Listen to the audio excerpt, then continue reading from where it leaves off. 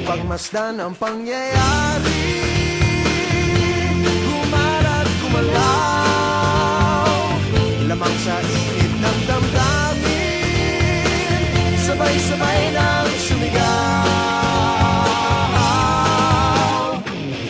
Kilos kabataan, oras natin to makialam, makijama, kilahok. Kilos kabataan, buhay natin to, ang mundong dinatnan tayo magpatakbo. Makijam ka, pare ko.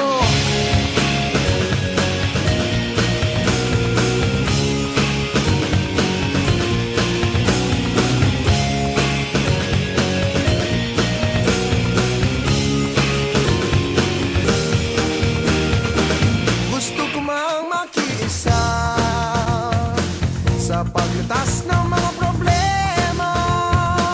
Anong magagawa ng isang katulad ko? Pero ang kinabukasan mo, tungkulin ba ng ilang tao makibahagi sa bagahe ng mundo? Huwag nagpagmasdan ang pangyayari,